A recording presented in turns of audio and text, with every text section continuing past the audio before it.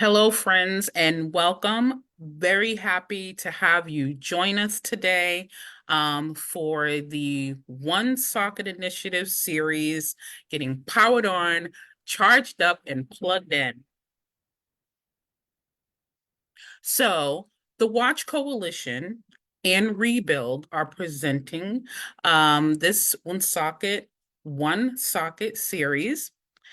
Woonsocket, just to give you a little information about what Watch, um, our mission here is to transform the city of Woonsocket into a safe, vibrant, and unified community by promoting social equity and building a cohesive, multicultural community and nurturing intergenerational leadership.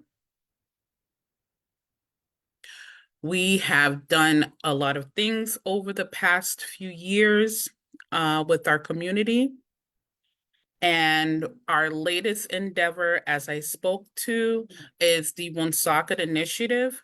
So we're presenting this with the Watch Coalition and Rebuild, as I said. So we're going to get powered on, get charged up, get plugged in. And what do we mean? So, in this series, we are going to be focusing on our civic education. And now I will hand it over to Alex Kittis of Rebuild Woonsocket. Thank you so much, Charmaine. Um, Hi, everybody. So I'm the executive director of Rebuild Woonsocket. We're partnered with the Watch Coalition in presenting this training series. Rebuild's mission is to work towards an equitable, just, and vibrant community and a livable future. That's through the strategies of building people-powered and community-oriented movement with the goal of transforming Woonsocket politics so that the city puts the needs of working-class people first. We've been around for about 4 years this month, actually. And yeah, we're proud to be partnering with the Watch Coalition um, on this project. And we have many people overlapping between the two organizations. So today's session is Whose House, Our House? It is about the workings of the state government and important bills to pay attention to. And our presenter that we're so excited to welcome today is Nina Harrison, the Policy Director at the Economic Progress Institute of Rhode Island. Um, she advances the EPI's policy and advocacy agenda, leads coalition building and community engagement efforts, and cultivates relationships with policymakers. And on that note, I will pass it off to Nina. Thank you so much. Thank you all for being here with us virtually. I am going to share my screen and get into a presentation that we call Policy Advocacy 101. Feel free to interrupt me at any time with questions, and I will be happy to answer them.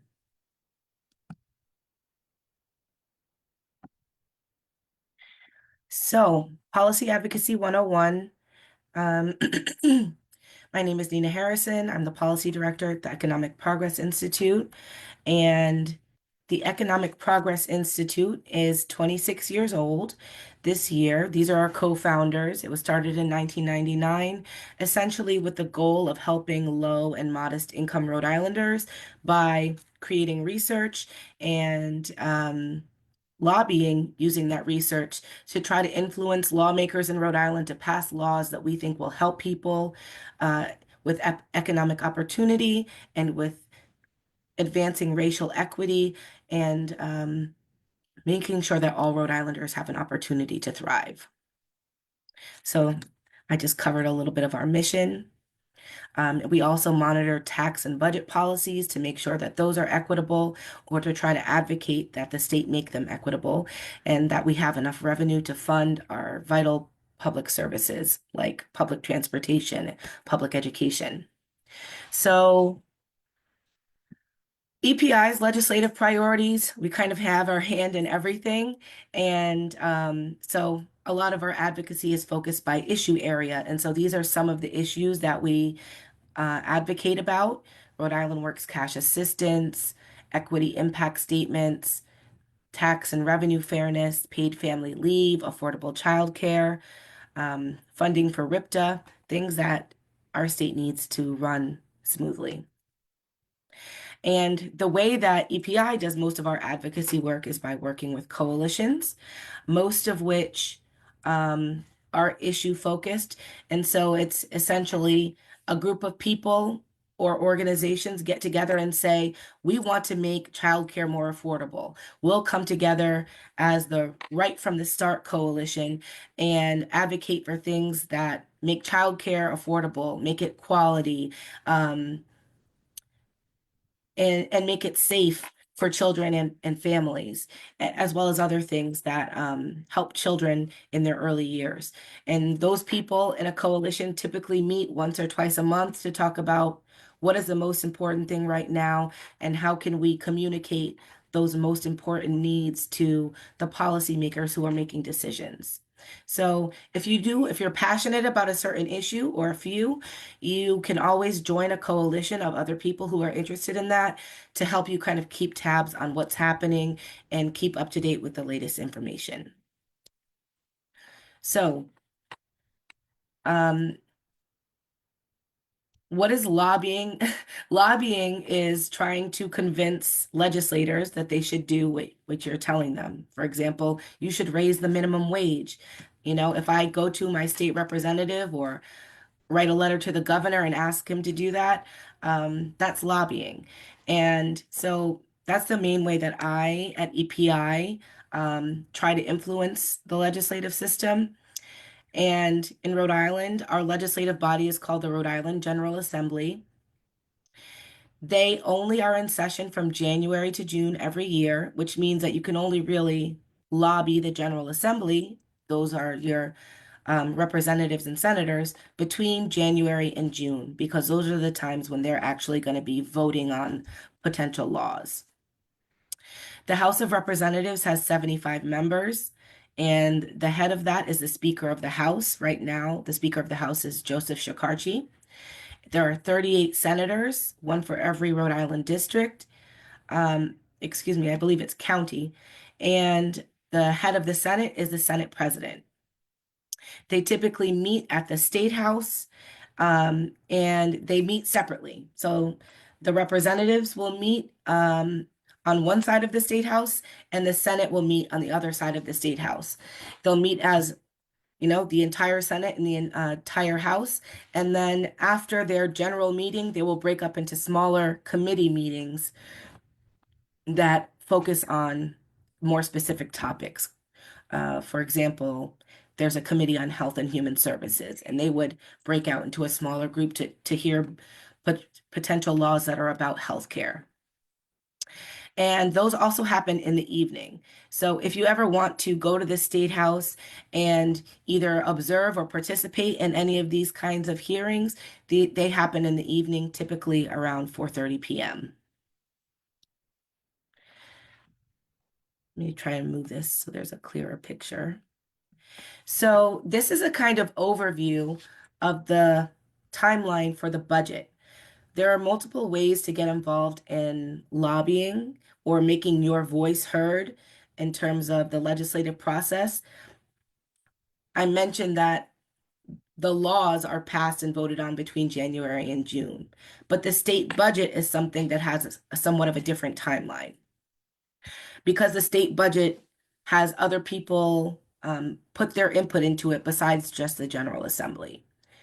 So beginning in July July and August would be kind of when the beginning of the budget process is happening. So in August is when the Office of Management and Budget sends instructions to all the state agencies like DHS, the Department of Labor and Training. Every agency has to say what they would like their proposed budget to be. They have to submit a budget request to the governor. And so that kind of gives the governor an idea of what does this agency say they need, how much is it going to cost to run their programs. And then the governor doesn't have to give them what they are requesting, but it informs the governor's decision. So as early as August or July, You could write to an agency like DHS and say, please, please, please, this program is so important to me. Please make sure you continue funding this program and please include it in your budget request to the governor. So that's one opportunity to make your voice heard. You can write to the agency and ask for support for the programs and ask for funding for the programs that you think are important to you. And then later in the fall, around October, the governor is going to start proposing the governor's proposed budget, which is not a law. It's really the governor's suggestion to the General Assembly. So if we want to influence the governor, I could write a letter as an individual. I can write a letter on behalf of my coalition or on behalf of my organization saying the child care assistance program is so important to people in Rhode Island. Please increase eligibility for that program. Please increase funding for that program in your proposed budget, Governor. So that's another point around October or November where you could reach out to the governor to try to ask him to please include this in your proposed budget. Because even though the governor's proposed budget is not automatically law, it carries weight, and the General Assembly does care what the governor proposes. So it's also good for visibility for your issue if you can get it into the governor's proposed budget.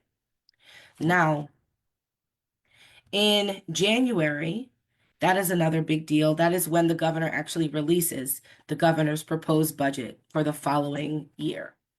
And that's public. There's usually a big announcement about it.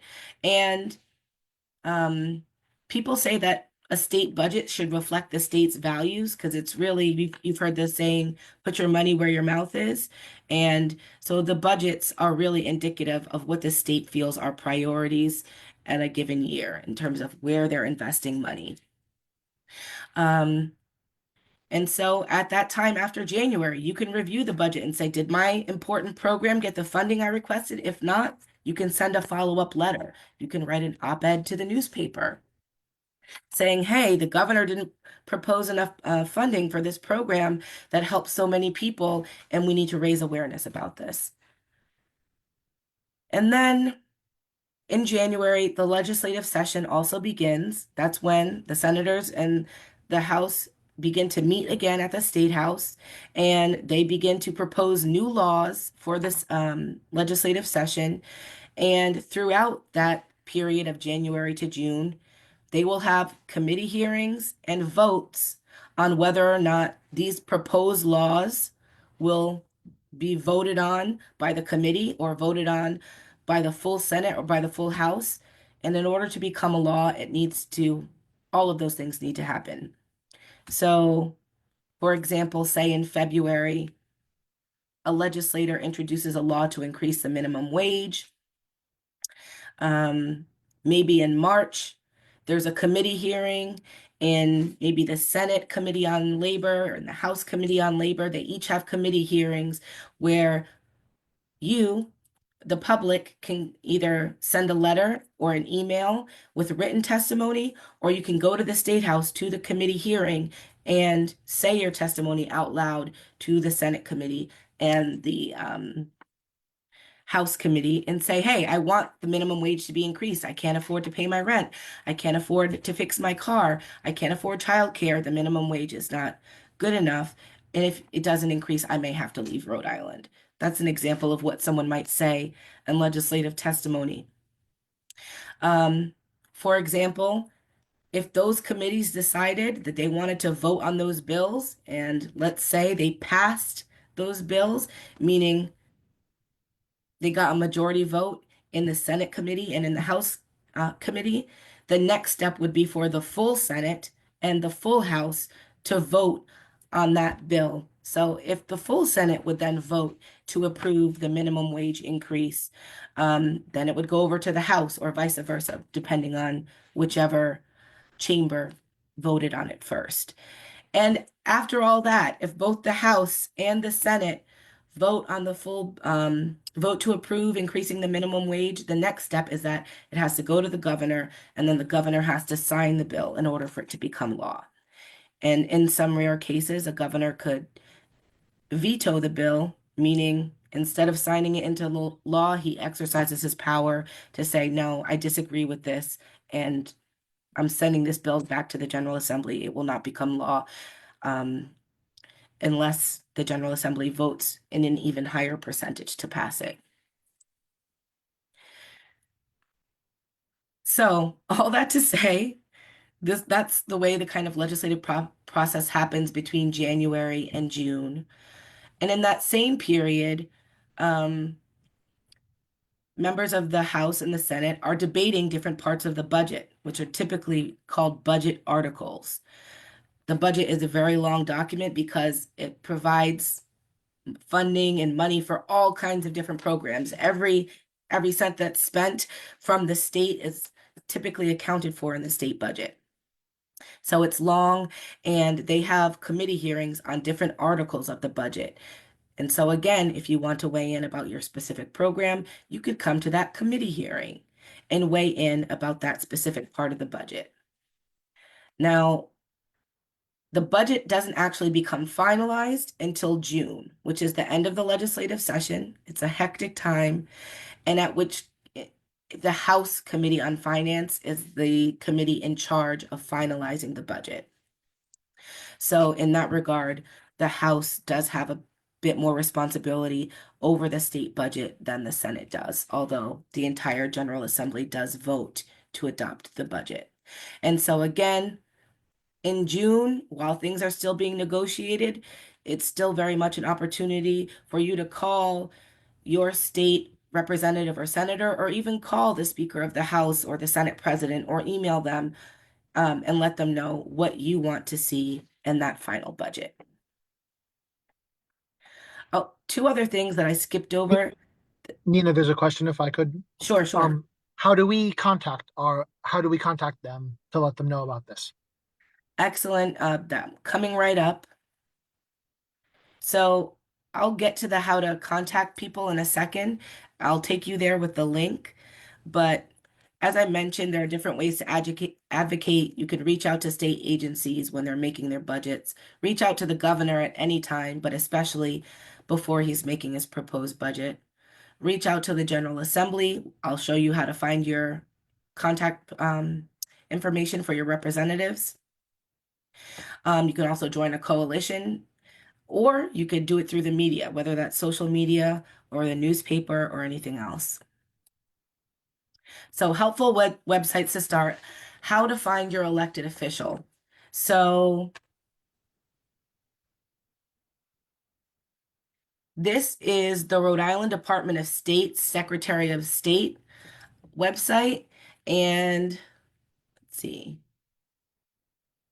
Here we have find your elected official. So if you were to search, I can share this presentation, so perhaps it'll be available later. But if you were to search the the Department of State, find your elected officials, I'm pretty sure it would take you to this page.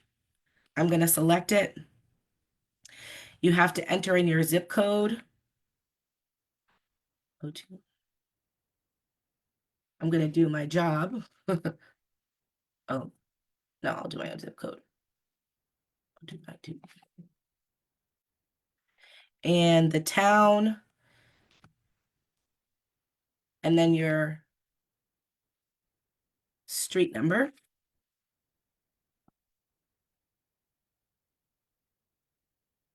And the street name. So you do that, and then you'll find not only, there's plenty of other information besides your elected officials. So it says, I am district, oh, I can't see the number, but here are my elected officials. U.S. Senator Jack Reed, the governor, the treasurer. Here is representative from District 16. So my state rep is Brandon Potter. These are our U.S. senators in D.C., U.S. Senator Whitehouse and U.S. Senator Reed. Our U.S. Congressman Seth Magaziner, or mine anyway. And then over here is my local senator, Senate District 27. So make sure that they don't say US because otherwise those would be the people in DC. You're welcome to write to them too. But here's how you find out who specifically are your representatives. And everybody in Rhode Island has one state senator and one state representative. So mine are Rep. Potter and Senator Gallo. I'll see if I can click on this. And you can, which takes you to some information and should have contact information. Let's see. I guess this one doesn't, but another way to find the contact information for your state representative is to go to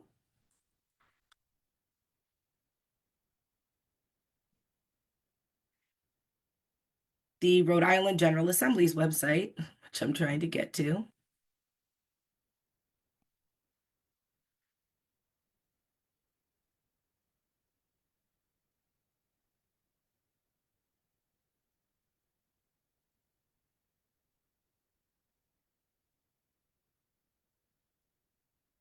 Here we go. Contact info for state representatives. Oop.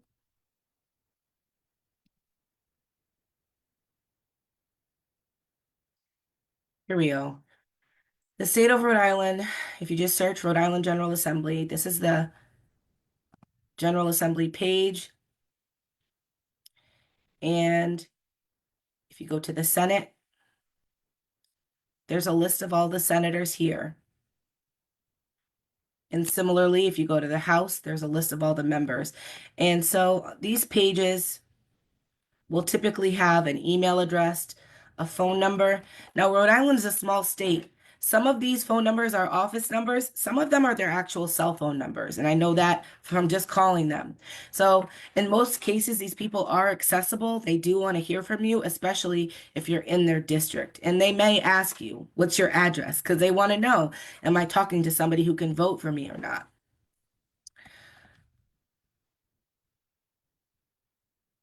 So that's how to find your state rep and how to find their information. If you don't go to the General Assembly website page, oftentimes even just Googling Rep. Potter, Rhode Island General Assembly will take you right to that specific person's website, which should have their phone number and email address. Another way, once you find out who your state rep is, the State House is a public building. You can go there anytime, and they typically get to start their sessions around 4 p.m. on Tuesdays and Thursdays. You could go there at 3:30 on a Tuesday or Thursday and try to catch them to talk to them before the session begins. A lot of people do that. So I've mentioned kind of two things that you can weigh in on. One is the budget and all of its stages throughout the year, and the other are actual proposed laws. So you'll hear people calling them different things. Proposed legislation is also known as a bill. And so everything's just a bill or just a proposed piece of legislation until it's actually voted on by everybody and then signed by the governor, and at which point it's not a bill anymore, it's a law. So one example of a law that EPI is advocating for this year, and a law, I want to show you how these proposed bills what they look like, how they're numbered, how they're referred to.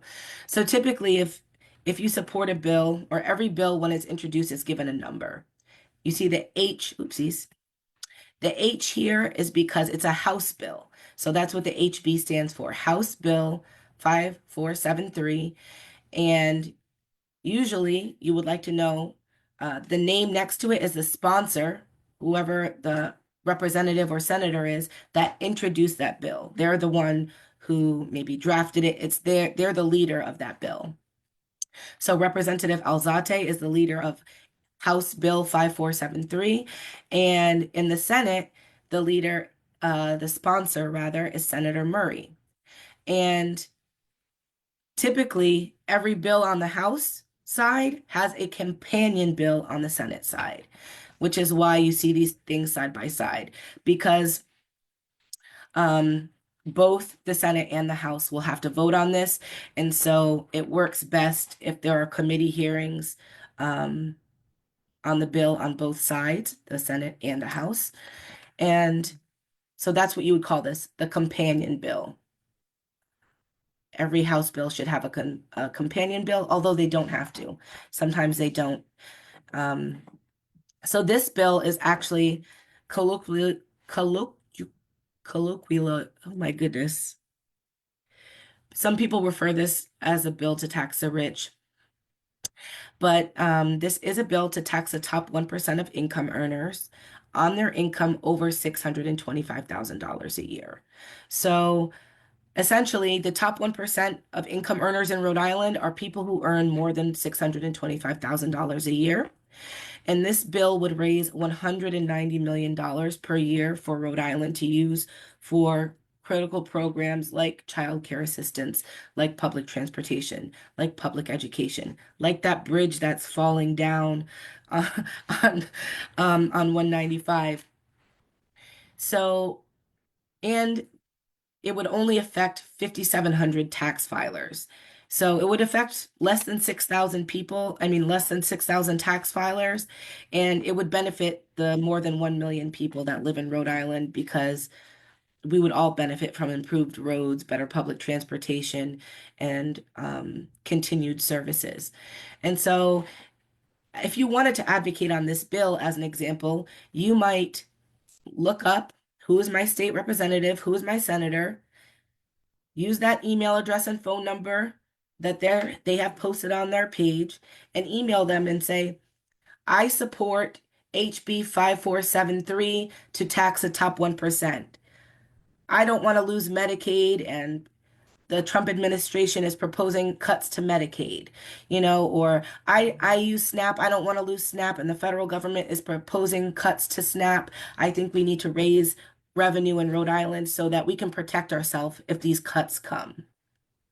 And that's one way that you can advocate for yourself by contacting your state rep. You may not always know the bill number, but you can describe it. I support the bill to tax the rich, or I support the bill that would be tax fairness, because currently in Rhode Island, lower income people tend to pay a higher percentage of their income in taxes than do the wealthiest Rhode Islanders. Nina, I have a question. Sure. So if folks wanted to know what bills were about to come up so they can maybe prepare themselves to go in person or, like you said, write or call to advocate, is there a way to see like what's in the pipeline for bills or when they? Yes, and that's also coming up. Honestly, I would recommend that if there's a certain issue that you're interested in, that you would, even if you can't go to all the meetings, that you try to get connected to a coalition that's following that issue. Because the short answer is it's not very simple to track these bills. It takes a decent amount of effort. The way that it happens, so here we go, my next slide, tracking committee hearings. The schedule for committee hearings is released on Fridays. So every Friday, they will release the schedule of all the committee hearings are going to happen the next week. So it's not a lot of notice, unfortunately. Excuse me. I thought I turned my Teams off. It's not a lot of notice. And that's why coalitions are typically have somebody designated to track those things. And then the coalition would send out an email saying, hey, we're the Child Care Coalition. The Child Care Bill is having a hearing on Tuesday at 4:30 p.m. in this room at the State House. Here's the email address to send your testimony, and here are some suggested talking points. And so that's one of the biggest benefits of aligning yourself with the coalition, because they can help you find that information out and alert you to it without you having to go. If you are going to track a bill yourself, you have to go to the General Assembly's website. So we'll do that again. And Here you would go to committee calendars because that is where they're going to be releasing the calendar of committee hearings for the following week. So, Thank you. yes. So you see legislative committee calendar. It was last updated today, and that happens because sometimes they end up having to change things. Like maybe they were going to have a hearing on one bill, but the sponsor got sick and the sponsor said, "Can you please take it off the agenda?" So it can be updated, but most of this information is placed there on Fridays. So you would have to know, in order to track it this way, you would have to know what committee your bill is in because it's arranged by committee. I gave the example of minimum wage. A minimum wage bill would be in the Committee on Labor. I don't see any Labor Committee hearings this week. Let's see. The the budget article bills, they would be in the Committee on Finance, either House or Senate, because both chambers have to hear the bills. So let's see. Um, Oh, here is a Committee on Labor hearing. So it tells you here the day of the hearing, the time, and they don't always say the time. On Wednesdays, the House and the Senate are not usually in session, which means they can get right to the committee hearings because they don't have the general body meeting before the committee hearings. And that's why they can give you a specific time for the committee hearing of 4 p.m. And here, if you click on it, is the agenda. This is the agenda for that specific committee hearing. So the House Committee on Municipal Government and Housing, it tells you the room at the State House. 101 means it's on the first floor. It will start at 4 p.m. And then these are all of the bills that they're going to hear testimony on that day. And depending on how many bills are listed, you might know I might have to wait a long time for my turn to speak. So maybe I'll email my testimony instead of waiting in person. So here it also will tell you at the bottom of the notice of hearing, it tells you exactly where to send your testimony.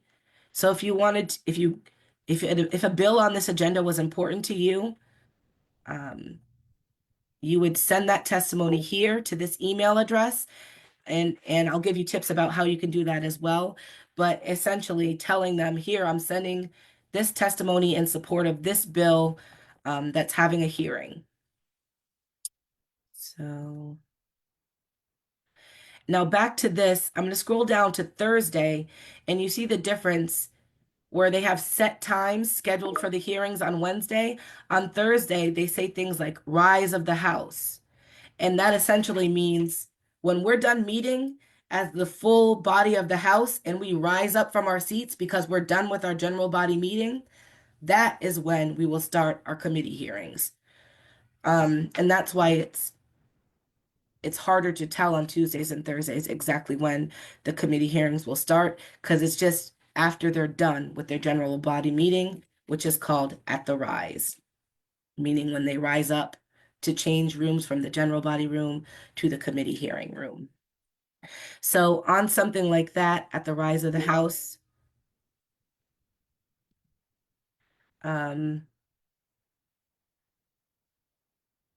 you'll see that it just says rise of the House instead of a time, but similarly, it will give you the whole agenda. It has it by bill number and sponsor. And here it will tell you the specific email address to send your testimony to.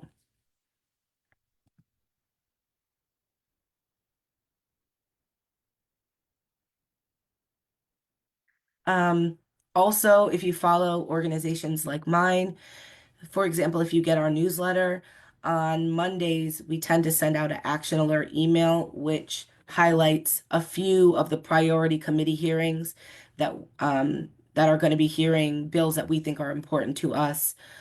And that's another way to hear about what's important. It's a more wider focus than a specific coalition would be, but our newsletter does advise people about what committee hearings are coming up in a given week.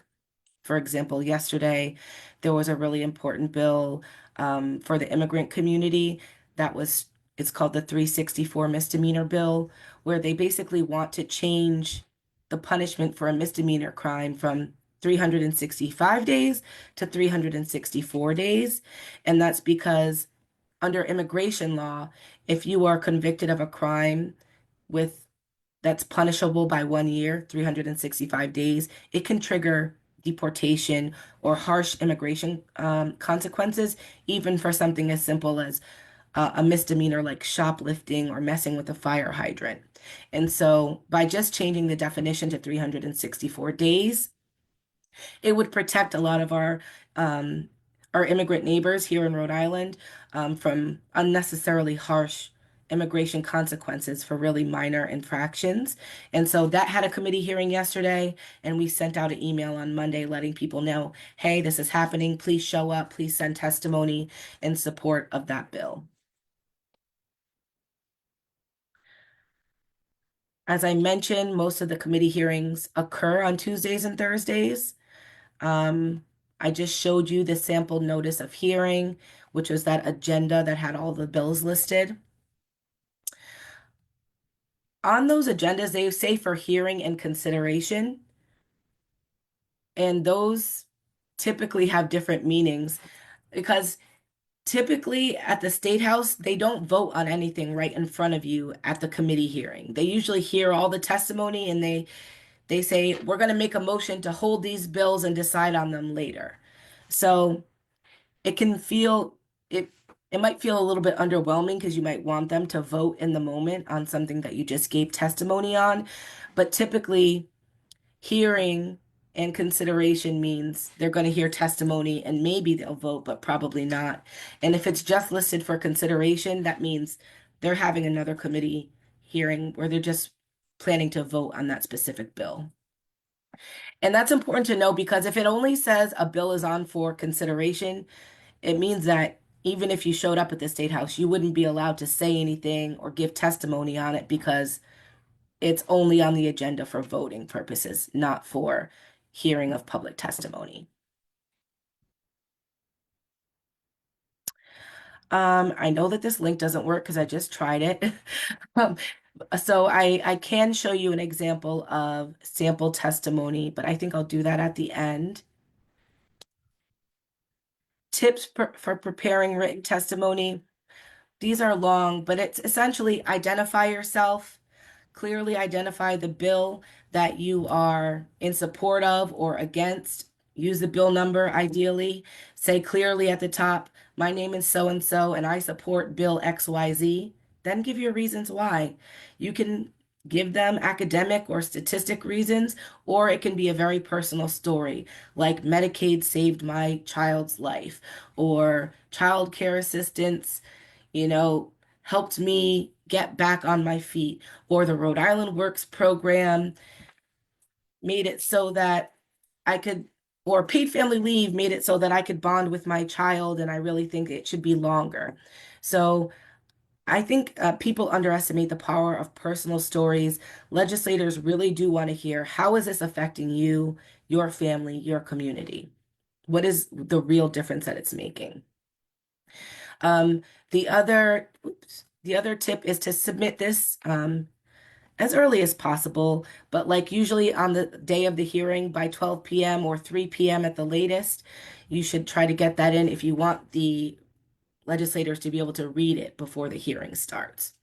Um, it's also okay to submit late testimony. So if you're late, I would say just go ahead and submit it anyway, and it should still get to your state reps. And otherwise, you can also send an email directly to them. And tips for giving in-person testimony. Many of the same tips apply. Um, Logistically, you got to get to the State House and find a place to park. They don't typically ticket around there, but don't go tell the police that I said that if you get a ticket for parking on the street. But you have to get to the State House. You enter on the Smith Street side. You have to go through a metal detector. Um, and if you'll need to know the room you're going to. So whether you go to the General Assembly website and see, You should know the room you're going to. The security guards can help often get you to that room. And then once you find the room that your committee hearing is in, you have to sign up on a sign up sheet for which bill you want to testify for. Every committee hearing does things a little bit differently, but many of them will have like one piece of paper per bill and a sign up sheet of names.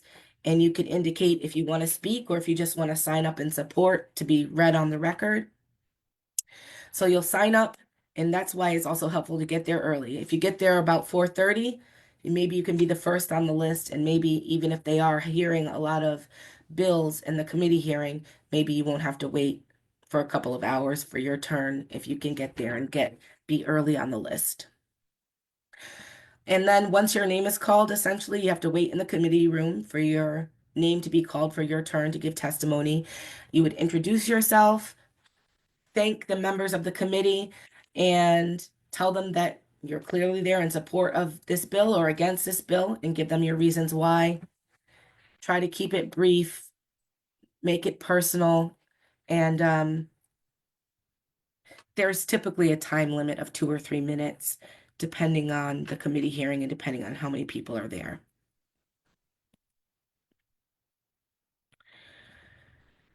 So I mentioned the state budget describes how the state will use its resources to meet the needs of the public.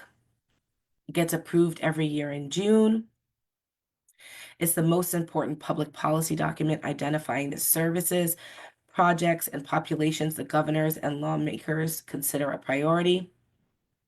Another thing that my organization is advocating for is a budget equity bill, which essentially we're trying to get lawmakers and the governor to say, as I'm creating laws and creating budgets, is my law going to increase equity in Rhode Island? Is it going to reduce historic disparities?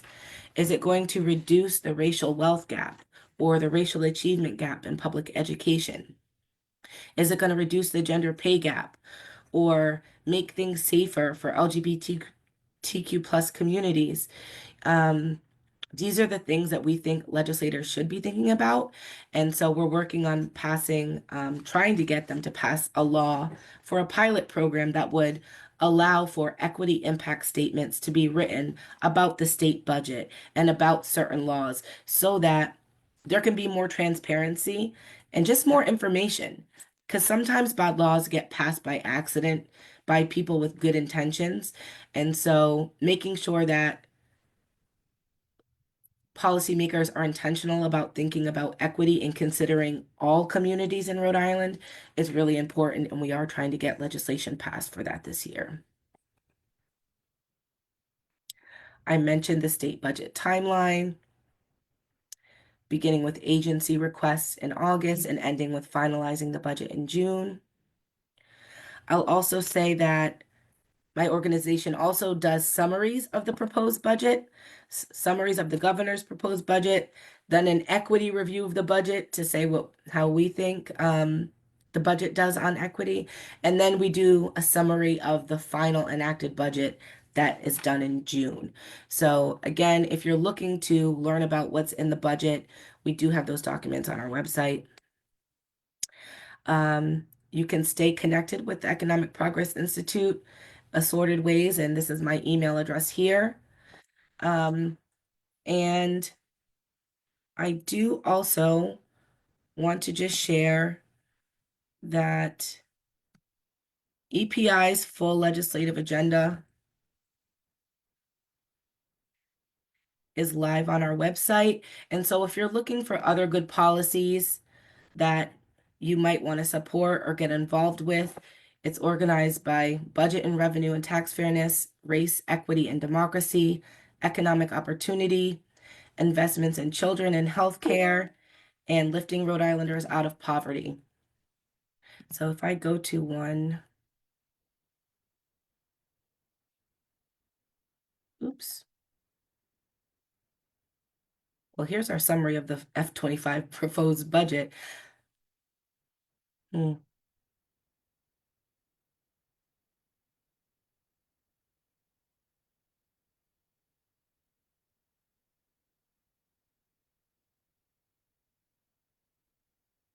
I'm not sure where our 2025 legislative agenda is, but it would look like this, but 2025, and much of it is similar, except for the things that we succeeded in passing last year. So we do have a bill to expand paid family leave, adult education, um, and I will find our current legislative agenda and share it out as well. And I'm happy to take any questions.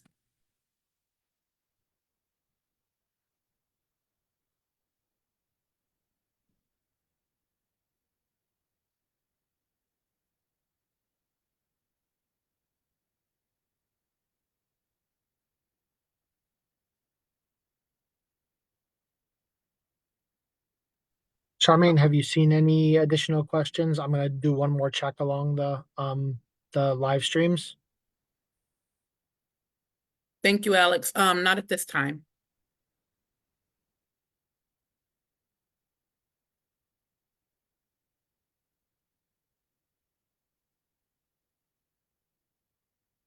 No, so I'm seeing we addressed the questions. I'm seeing a lot of positive feedback, some comments in support of what you're talking about, some uh likes and heart reacts and stuff. So but yeah, you answered all the questions. Great. So I would say that I also offer policy advocacy 101 trainings for organizations, even small groups. So please do feel free to reach out to me, the Economic Progress Institute. We also provide trainings about the budget and the budget process, and really are happy to share the research that we do.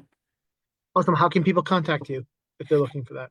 So my email is nharrison@economicprogressri.org. And if you search EPIRI, you should find the Economic Progress Institute's website. We're also on all the places: Facebook, X, um, Instagram, TikTok, Blue Sky, and you can find me at the State House most days. That's awesome. Thank you so much. We're so appreciative of your willingness to give this amazing presentation. Thank you for joining us today. Thank you for having me. All right, Thank I'll you. end the live stream. Give me one second.